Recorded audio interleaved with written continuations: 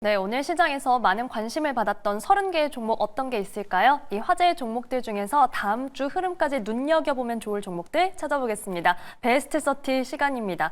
참 이번 주는 시장이 그래도 조심조심 올라오는 흐름 보여줬습니다. 또한 외국인과 기관의 수급이 번갈아 가면서 들어와 줬는데요. 투자자들의 관심이 어디로 향했는지 두 분과 함께 체크해 보겠습니다. SK인베스트 송가람 대표, 장인투자클럽 이창대 대표와 함께합니다. 두 분 안녕하세요. 반갑습니다. 맞습니다. 네, 오늘도 잘 부탁드립니다. 저희 베스트 30는 외인과 기관 매수 상위, 상승률과 하락률, 검색 상위까지 총 5가지 기준을 토대로 먼저 30개의 종목을 추려냈는데요. 이 30개의 종목 베스트 30 지금 바로 확인해 보시죠. 네, 오늘의 베스트 30가 등장했습니다. 우선 오늘 기관 1위는 두산에너빌리티가 차지를 했고 외인 매수 상위에는 HLB 생명과학이 함께 나란히 올랐습니다. 또한 최근 시장에서 반도체 소부장, 이 기판 관련주 순환매가 나타나고 있는데 번갈아가며 꾸준히 베스트 30에 등장하고 있죠. 오늘은 TLB와 코리아 서키트 급등했고 반면 변동성이나 조정을 보인 캠트로닉스, 필옵틱스, JNTC는 검색 상위로 등장했습니다. 자, 이렇게 베스트 30 살펴봤는데 두 분은 이 30개의 종목 중에서 어디에 집중을 해주셨을지 먼저 송가람 대표님 이야기 들어볼게요. 저희 첫 번째 종목 어떤 거 만나볼까요? 네, 첫 번째 종목 HLB 가지고 왔습니다. 지금 다양한 지표 발표 이후에 충격이 우리가 가시지 않았음에도 불구하고 상당히 좋은 흐름, 회복되는 흐름이 나왔는데요. 이런 흐름과 함께 외국인 매수세가 지목되고 있는, 계속 들어오고 있는 섹터가 어딘가라고 살펴보면 이 밸류에이션 대비했을 때 매수세가 집중되고 있는 섹터, 바로 제약바이오 섹터다라고 볼 수가 있습니다. 이 HLB 같은 경우에는 기존 표적 항암제 부분에 있어서 주목을 받았던 회사다라고 볼 수가 있겠죠. 이런 제약바이오 섹터들 중에서도 우리가 이런 항암제 섹터, 그리고 신약 개발에 대한 부분, 이 부분에 기대를 가지고 있는 회사들은 계속해서 주목을 받을 가능성이 높다라는 점 첫 번째로 말씀을 드리겠고, 두 번째 같은 경우에는 이런 제약 바이오 섹터가 우리가 이 IT 대형주들 위주로 강했던 섹터들 위주, 조선주, 방산주 위주로 대형주로 집중됐던 이런 시장 흐름에 대비했을 때 굉장히 추가적으로 우리가 성장주로서 다시 한번 바닥권에서 올라올 수 있는 섹터가 아닐까라는 점에서 이 부분까지 함께 주목을 해볼 만하다라는 점 말씀을 드리겠습니다. 그리고 이 HLB 같은 경우에는 이 면역세포 치료제에 대한 이슈, 이 T세포를 강화, 변형시켜 암세포를 치료하는 이 부분에 대한 이슈와 함께 이 부분 글로벌 세포 치료제 시장에 대한 성장 기대세까지 함께 기대를 해볼 수 있기 때문에 단기적인 이슈, 중장기적인 제약 바이오 섹터에 대한 이슈, 그리고 이 면역세포 치료제에 대한 이슈까지 함께 체크를 해본다면 지금의 단기적인 상승 흐름, 그 외에도 추가적인 중장기적인 흐름까지 함께 체크를 해볼 만하다라는 점까지 말씀드리도록 하겠습니다. 네, 송가람 대표님 첫 번째 종목으로 HLB 만나봤습니다. 지금 전반적인 시장 환경 안에서도 조금 좋은 흐름, 개선되는 흐름을 보여주고 있고 이 개별적으로 치료제와 관련된 내용도 저희가 지켜볼 필요가 있다라는 말씀 해주셨습니다. 자, 이번에는 이창대 대표님의 첫 번째 종목 만나볼게요. 저희 어떤 거 살펴볼까요? 네, 두산에너빌리티 원전주 한번 좀 먼저 소개를 해드리려고 합니다. 일단 첫 번째로 두산에너빌리티 같은 경우에는 제가 조선주 이후에 향후 10년 동안은 성장할 만한 산업으로서 제시를 계속 해드리고 있습니다. 일단 기본적으로 이번에 AI 혁신이 이루어지면서 이 AI가 혁신이 이루어졌을 때 데이터 센터 수요가 굉장히 좀 중요한데, 데이터 센터를 돌리기 위한 미국의 전력 인프라 노후화로 인해서 전력 인프라 관련된 종목들이 많이 올라갔죠. 그리고 중요한 건 이 전력 인프라가 노후화된 걸 교체한다 하더라도 에너지가 똑바로 공급이 돼야 하는데 그 에너지원이 대표적으로 원전입니다. 그래서 최근에 이제 SMR 소형 모듈 원자료가 계속해서 이제 부각이 되고 있는 상황이고, 거기에서 해외 기업들하고 뭐 뉴스케일 파워라든지 대표적인 기업들하고 이제 사업을 같이 협업을 해나가고 있는 기업이 두산에너빌리티라고 보시면 될 것 같아요. 그래서 나중에 이제 이 AI 데이터 센터 수요가 계속 올라갈 수밖에 없는데 그 과정 안에서 원전 수요는 지속적으로 올라갈 것이다. 이미 트럼프가 전통 에너지를 계속해서 강조하고 있는 시점이기 때문에 지금 전통 에너지 뭐 미국에서 캐내고 있는 WTIU라든지 그다음에 LNG, 그다음에 원전을 3대 에너지 축으로서 굉장히 강조하고 있는데 지금 현재 이 원전 같은 경우에는 우리나라가 강점을 가지고 있는 분야입니다. 우리나라에서 기름 한 방울 안 나는 나라에서 에어컨 그렇게 빵빵 틀어서 되겠느냐? 학창시절 선생님들 맨날 하시던 말씀이죠. 그러니까 이 에너지가 나고 있는 나라가 아닌데 다행히도 원전이라도 우리가 이제 기술력 있어서 잘 잡고 나가는 게 어디겠습니까? 그래서 현재 이 원전이라는 건 우리나라가 이제 빼놓고 갈 수 없는 앞으로 장기적인 성장을 보여줄 수 있을 만한 섹터라고 보고 있고요. 이번에 HD 한국조선해양, 우리나라 이제 HD 현대가 조선으로는 또 탑 아니겠습니까? 물론 방산에 있어서는 하나그룹이 탑이지만 조선만 놓고 보면 HD 현대가 탑이거든요. 이 HD 한국조선해양에서 원자력 추진 컨테이너선 설계 모델을 공개했습니다.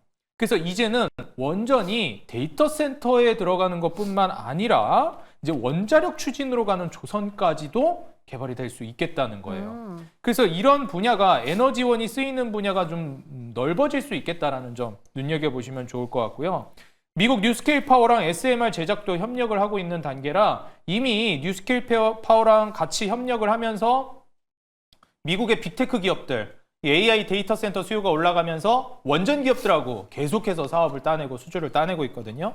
그런 관점에서 미국 빅테크 기업들 뭐 아마존이나 알파벳, 구글 이런 쪽에 계속해서 협업을 따낼 가능성이 높다라는 점 눈여겨보시고 그로 인해서 외국인 순매수가 지속적으로 집중되고 있습니다.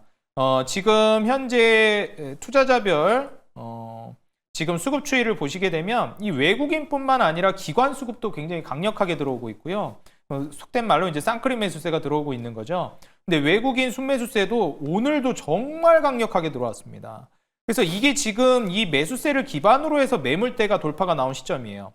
이 매물대의 돌파가 나오기 전에도 장기적으로 이 박스권 안에서 한 차례 이제 급등이 나온 이후에 오랜 시간 못 갔거든요. 이때 한번 급등 나오고 원전 이제 본격적으로 간다 했는데 한 3년 쉬었습니다. 아무래도 뭐 고금리로 가는 것도 있었고 잠시 좀 주춤했는데 본격적으로 이제 이 어찌 보면은 횡보하고 있는 3년간의 기다림을 뚫어주는 타점이 나왔다.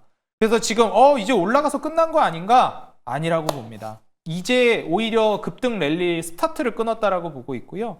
이 삼각수렴 자리를 이제 돌파해주는 차트이기 때문에 오히려 지금 타점 혹은 이 이후에 눌림이 나오는 타점, 제가 지금 그어드린 선 25,000원 가격대 지지를 구축해줄 가능성이 높다고 봅니다.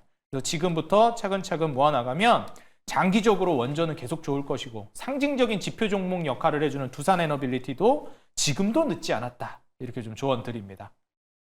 네, 이창대 대표님과 첫 번째 종목으로 두산에너빌리티 살펴봤습니다. 이 글로벌 시장 환경 또 장기적인 안목으로도 좋은 종목이고요. 지금 본격적인 시세의 출발점 25,000원대 지지 여부 체크하자라고 말씀해 주셨습니다. 자, 오늘 시장에서 두 종목 모두 강한 상승을 보여줬고 기대감도 이어지는 구간입니다. 송가람 대표님, HLB 한마디 먼저 부탁드립니다. 네, 밸류에이션 대비했을 때 기대감이 높은 제약 바이오 섹터 지켜보자라고 말씀드리겠습니다. 네, 섹터 전반에 대한 긍정적인 시각까지 함께 전해주셨습니다. 이창대 대표님의 두산에너빌리티 한마디도 들어볼게요. 네, 제가 2019년부터 조선의 빅사이클을 예측해드렸는데 조선의 빅사이클은 이제 한 절반 이상 지나가고 있다라고 봅니다. 그렇지만 이제 향후 10년을 책임질 빅사이클 원전은 이제 시작이다 말씀드립니다. 네, 향후 10년 빅사이클 강조해 주셨습니다. 자, 저희는 두 번째 종목으로 가보겠습니다. 송가람 대표님의 두 번째 종목 어떤 걸까요? 네, 두 번째 종목 현대건설 가지고 왔습니다. 이 회사 같은 경우에는 뭐 건설 업계에서도 굉장히 굵직한 회사고 수주 부분에 있어서 굉장히 높지만 우리가 주목을 해봐야 될 만한 점 바로 해외 건설에 대한 수주 부분이다라고 할 수가 있을 텐데요. 이 부분에 있어서는 현대건설 같은 경우에는 현대자동차 계열의 이런 대형 종합건설 업체, 다양한 아파트 브랜드 보유하고 있다라는 점으로 많이 알고 계시겠지만 국내외 이런 플랜트라든지 다양한 SOC 사업, 토목, 주택, 이 부분 원전 시공 등의 대단히 높은 기술력과 함께 업계 최고 수준의 경쟁력을 보유하고 있는 회사다라고 보실 수가 있겠습니다. 이 부분 같은 경우에는 우리가 꾸준히 계속해서 주목을 해볼 만한 점, 매출 부분에 있어서도 계속해서 좋은 흐름이 나올 수 있다는 점 주목을 해볼 수가 있겠고요. 이 부분에 있어서 국내 주택시장 그리고 해외 수주에 따라서 계속해서 실적이 변화하고 있다라는 점 함께 주목을 해보실 필요가 있겠고 국내 수주에 대한 부분에 있어서는 아직까지는 그렇게 큰 상승세가 나오지 않았다라고 보여지지만 불확실성에 대한 이런 부동산 시장에 대한 불확실성 대비했을 때 아직까지 여전히 건설 투자에 대한 기대감은 남아있다라는 점 그리고 우리가 여기서 해외 부분을 우리가 주목을 해봐야 될 텐데요. 해외 부분 같은 경우에는 우크라이나 재건 부분을 볼 수가 있겠죠. 지금 전 세계적인 경기 아직까지는 불황의 늪을 건너지 못하고 있다라고 보여집니다. 특히 해외 시장을 살펴봤을 때 M7 위주의 강한 상승 추가적으로 이끌어가고 있지만 최근 가장 큰 이슈 바로 종전 부분이라고 할 수 있죠. 지정학적 리스크가 해결될 것이다 라는 기대감, 이 트럼프 2기 행정부에서의 가장 큰 기대감 바로 종전이라고 할 수 있을 텐데요.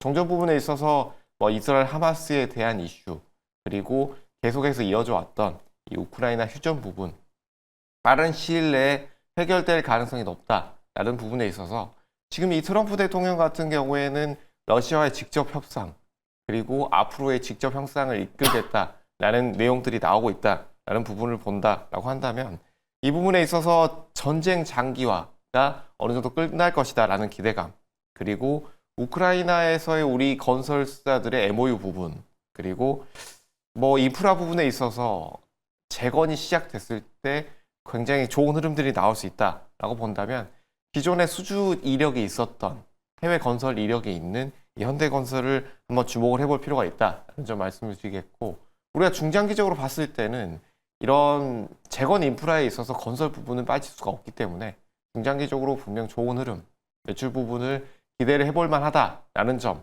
체크를 해볼 수 있겠고 단기적으로는 이 트럼프 정부 내에서 빠르게 종전에 대한 스텝을 밟고 있다라는 점에서 이 두 가지 함께 체크를 해보신 것이 좋겠다라는 점 말씀드리도록 하겠습니다. 네, 송가란 대표님 현대건설 짚어주셨습니다. 이 최근 주가 흐름이 좋았는데 기관이 또 매집을 했고 해외 시장에서의 포인트, 특히 수주와 재건 이슈 주목하자라고 말씀해 주셨습니다. 자, 이번에는 이창대 대표님의 두 번째 종목 만나볼게요. 저희 어떤 거 볼까요? 네, 두 번째는 이제 TLB라는 종목을 준비했습니다. 네. 제가 이제 이전부터 TLB라는 종목에 대해서 상당히 좀 괜찮다, 주목해 볼 만한 종목이다 이런 언급을 많이 했던 종목 중에 하나인데 솔직하게 말씀드리자면 제가 좀 괜찮다라고 말씀드리고 나서 주가가 완전히 무너졌습니다.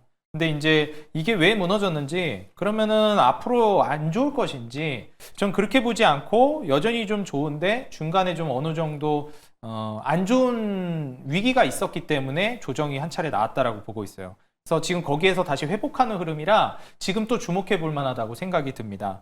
일단 TLB 같은 경우를 이제 말씀드리기 전에 이 CXL 여기에 대해서도 많이 들어보셨을 거예요. 삼성전자랑 SK하이닉스가 이 CXL 기반 제품 양산을 본격화할 걸로 지금 기대되고 있습니다. 결국 우리가 이제 전력 효율이라든지 AI로 넘어가게 되면 이 CXL 수요가 올라갈 수밖에 없게 되는데 여기에서도 과연 이제 SK하이닉스랑 삼성전자랑 누가 먼저 선점을 할 것이냐 여부도 많이 주목이 되고 있는 시점이에요. HBM에 있어서는 SK하이닉스가 선점을 많이 하고 앞서 나가고 있는 상황이죠.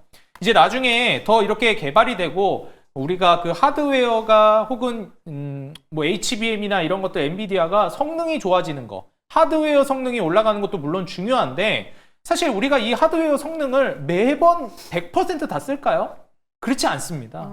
그렇기 때문에 딱 필요한 것들만 적재적소에 쓰게 되면 더 적은 어떻게 보면은 하드웨어 성능으로도 훨씬 더 효율적인 업무 수행이 가능해진다라는 거예요. 그걸 가능하게 해주는 게 이제 CXL이라고 보시면 되겠습니다. 그래서 CPU, GPU, 우리가 흔히 얘기하는 CPU랑 그래픽카드, 엔비디아 유명하죠. 인텔 CPU 유명하고, 그리고 메모리, SK하이닉스, 삼성전자 유명하고요. 이런 대표적인 컴퓨터 부품으로 생각하시면 편합니다. 이런 부품들 간의 데이터 처리 속도를 효율적으로 해서 높여줍니다. 굳이 그걸 다 돌릴 필요 없잖아요. 필요한 것만 돌리면 되니까 빨리빨리 데이터 처리 속도를 높여줍니다. 성능을 다 쓰지 않고 효율적인 것만 쓰니까. 그래서 이 CXL 제품이 효율을 올려주면서 속도라든지 이런 것들을 높여줄 것이다. 그래서 지금 현재 삼성전자랑 SK하이닉스의 CXL PCB 모듈 샘플을 단독 공급하고 있는 게 TLB예요. 그러니까 우리나라에서 지금 대표적으로 메모리 반도체로 유명한 삼성전자, SK하이닉스의 CXL PCB 모듈 샘플을 단독 공급하다 보니 그 위치가 충분히 올라갈 수 있다고 봅니다. 다만 CXL이 아직 좀 부상이 하고 있는 단계가 우리가 만족할 만한 단계가 아니라서 그렇게 보고 있는데 이 하이엔드급 제품 경쟁력, 다시 말해서 기술력이 있다라는 거예요. 하이엔드급 제품으로 판매 단가를 올리고 있거든요. 그래서 우리가 보통 평균 판매 단가 ASP라고 얘기하잖아요. 그래서 이게 한 재작년 대비해서 전년 한 10% 정도 상승하는 모습을 보여주기도 했기 때문에 제품 경쟁력과 기술력은 있다. 앞서 나가고 있다라고 보시면 됩니다. 그래서 북미 메모리 고객사양 SSD 매출도 성장세를 보여주고 있어서 해외 이제 진출도 본격적으로 또 노려볼 만하다고 생각이 들어요. 근데 이제 TLB는 좀 아쉬운 건 차트를 보면서 좀 말씀을 드리겠는데 네. 시가총액이 1000억대 중반 그리고 상장한 지도 그리 오래되지 않은 기업입니다. 그렇다 보니 변동성도 크고 보시면 아시겠지만 좋은 기업이라는 건 알겠는데 떨어질 때 이렇게 리스크가 크게 떨어지기도 한다라는 점이 좀 위험 요인이에요. 그래서 투자금을 과감하게 들어갈 만한 종목은 아니고 소액 정도로 한번 베팅을 해봄직은하다. 과거 지지 라인으로 구축되어 있었던 이 라인을 이탈하면서 무너졌었는데 다시 요 이제 하단 지지 라인 위로 올라오면서 재차 매물대 돌파 이후 탈환을 해줬다. 그래서 과거에 이제 박스권으로 형성하던 이 구간 위로 올라섰기 때문에 다시금 또 이제 반등을 꾀할 수 있다라고 보여집니다. 잠시 업황이 어려워졌지만 여기에서 이제 판매 단가가 올라가면서 기술력으로 버텼던 기업이니만큼 업황만 다시 이제 또 부각이 되고 살아나게 되면 또 올라가 줄 수 있을 만한 기업이라고 봐요. 역시나 이제 한 300억대까지 영업이익, 순이익, 매출 계속 22년도까지는 분위기 좋았거든요. 근데 23년, 24년 오면서 계속 어려워졌습니다. 그리고 올해 내년으로 가면서 다시 회복되는 국면인 거예요. 그래서 여기서 마진율도 다시 회복되면서 올라가고 뭐 부채 비율도 무리되는 수준은 아니라고 봅니다. 과거 한 17%, 13% 정도의 영업이익률과 순이익률을 회복하는 단계로 가고 있기 때문에 뭐 아직은 만족할 만한 수준은 아니겠지만 좀 미래 성장성을 내다본다라고 하면 지금 구간도 나쁘지는 않아 보인다. 상한가 이후에 갭으로 들어 올리면서 급등을 하게 되면은 매수 진입을 하기보다는 좀 더 기다려보는 게 좋겠지만 만약에 눌림목이 어느 정도 나온다라고 하면 관심 있게 보시면 좋을 것 같습니다.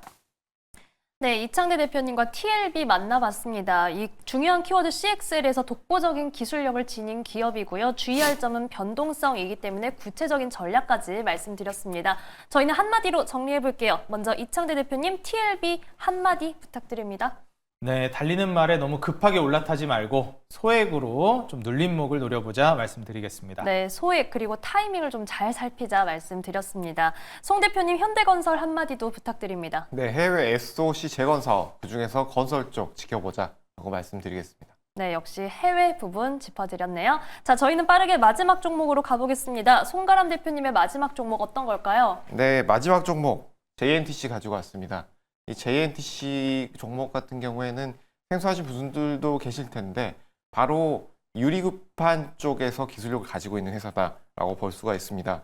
유리기판은 많이 들어보셨을 텐데 이 글래스 관통 전극 방식을 통해서 사업을 진출하겠다라는 부분, 그리고 양산을 위해서 베트남 공장에 추가적인 착공을 하겠다라는 부분이 나왔고, 지금 이런 국내 주요 그룹들 반도체 유리기판 제조 현황 같은 경우에는 이 삼성전기 그리고 LG노텍 다양한 회사에서 기술력을 확보하고 있다라는 점에서 지금은 다시 한번 우리가 이런 섹터가 주목을 받을 가능성이 상당히 높다라고 볼 수가 있겠죠.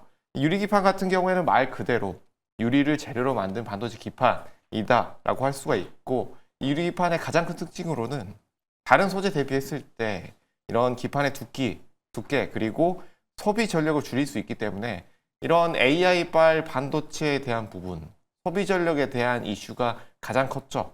데이터 센터를 비롯해서 다양한 소비 전력에 대한 이슈가 컸기 때문에 이 부분 우리가 체크를 해본다라고 한다면, AI에 대한 급격한 확산이 계속된다라고 한다면 최근 이슈가 있었고 수급이 많이 들어왔던 이런 AI 반도체 기판의 부분 다시 한번 이슈를 받을 수 있다라는 부분 말씀을 드리겠고, 이 JNTC 같은 경우에는 다른 기업들, 앞서서 말씀드렸던 이 세 가지 기업들에 대비했을 때 밸류에이션 대비했을 때 주가가 크게 올라오지 않았기 때문에 이 섹터가 다시 한번 주목을 받는다라고 했을 때 다시 한번 좋은 흐름들을 보일 수가 있다라는 점에서 유리기판 자체는 우리가 중장기적으로도 체크를 해볼 만한 섹터다라고 볼 수 있겠지만, 그 중에서도 JNTC 최근 많이 오르지 않았기 때문에 단기적인 이슈로도 체크를 해볼 만하다라는 점까지 말씀드리도록 하겠습니다.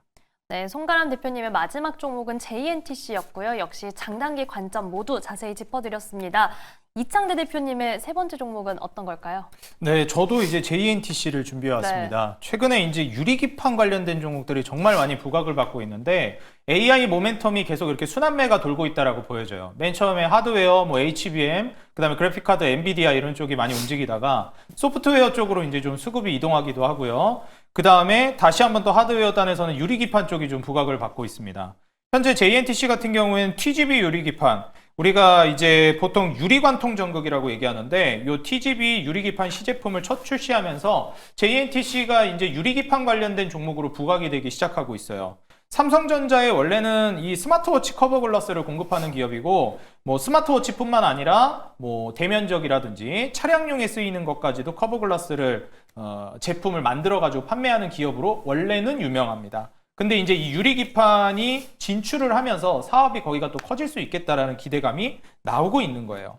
그럼 우리가 왜 유리기판이 앞으로 올라갈 가능성이 있는가, 왜 부각되고 있는가, 이게 저는 핵심이라고 보는데 최근 이제 이 AI 모멘텀에 있어서 핵심으로 떠오르고 있는 게 원래는 이제 우리가 반도체라고 하면 소부장이라고 많이 얘기하죠. 소재 부품 장비. 원래 반도체에 있어서는 소재 부품이 특히 소재 쪽의 혁신이 중요해지면서 소재 부품 관련주들이 많이 부각을 받고 장비는 좀 부각을 많이 못 받았습니다. 근데 최근에 AI 모멘텀으로 나오면서 오히려 장비 쪽에 이 모멘텀 수급이 많이 몰리고 있는데 이유가 바로 이 수율 문제가 중요해지기 시작했기 때문입니다. 고집적화되고 굉장히 많이 층을 좁은 공간 안에 많이 속된 말로 쑤셔넣는 그런 이제 단계로 가고 있기 때문에 발열 문제라든지 그 다음에 더 중요해지는 거는 고집적화에 있어서 수율이 중요해지고 있어요. 그러니까 이 조그만 파티클 같은 경우에도 민감해진다는 겁니다. 그래서 검사 장비 이런 쪽이 많이 부각이 됐던 건데 지금 현재 유리기판이 그 대안으로서 떠오를 수 있겠다라는 거예요. 좁은 공간 안에 많이 고집적화가 되고 이렇게 되다 보면 면적을 줄여줘야 되는데 현재 이 플라스틱 기판이 기존에 쓰이고 있는 것보다 유리기판이 반도체 칩도 훨씬 더 많이 탑재할 수 있고요. 그런 장점 플러스 반도체 패키징 두께를 줄이다 보니까 전력 효율도 개선이 됩니다. 우리가 데이터 센터에 있어서 AI로 인해서 전력이 엄청 많이 필요해질 것이다. 이전과는 다른 천문학적인 전력이 필요해진다 하니까 원전이 부각되고 그 다음에 전력 인프라가 부각된 거잖아요. 그렇게 이제 전력 인프라와 많은 이제 에너지가 소모되는데 지금 이 유리기판을 쓰게 되면 전력 효율이 좋아져서 이전보다 훨씬 적은 에너지를 쓰게 된다는 겁니다. 그러니까 필연적으로 필요한 제품이라는 거예요. 이번에 AI 혁신에서. 그래서 두께 줄이고 전력 효율 개선하고 이런 부분들이 유리기판 성장성을 앞으로도 도모할 수밖에 없다. 제가 항상 말씀드리지만 세상에 변하지 않는 진실, 주식시장에서 바꿀 수 없는, 역행할 수 없는 게 있습니다. 바로 기술의 발전은 막을 수 없다는 거예요. 유리기판은 기술의 발전인 거고 이거는 막을 수는 없습니다. 그래서 유리기판은 앞으로도 좋을 거라고 보여지고요. 이번에 인도 시장의 차량용 커버 글라스도 이제 확장이 기대되고 있기 때문에 원래 하고 있는 사업도 기대가 되고 그 다음에 추가적으로 유리기판 사업까지도 기대를 해볼 만한 종목이라고 예상이 돼요.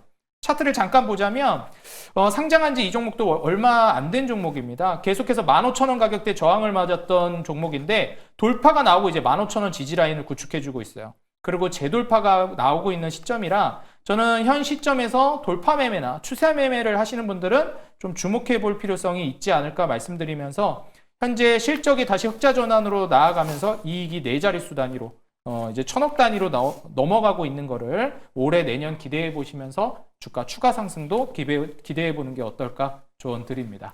네, 이창대 대표님과도 역시 JNTC 살펴봤습니다. 두 분의 한마디 들어봐야겠죠? 먼저 송가람 대표님 한 말씀 부탁드립니다. 네, 반도체 미세 공정 당길 수 있는 유리기판 주목해보자 라고 말씀드리겠습니다. 네, 이창대 대표님은요? 네, 유리기판 지금 뜨겁긴 하지만 테마성으로 보기보단 좀 더 길게 보시자 이렇게 조언 드립니다. 네, 유리기판에 대한 전망까지 자세히 살펴봤습니다. 오늘 두 분 말씀 여기까지 듣겠습니다. 지금까지 SK인베스트 송가람 대표, 장인투자클럽 이창대 대표와 함께했습니다. 고맙습니다.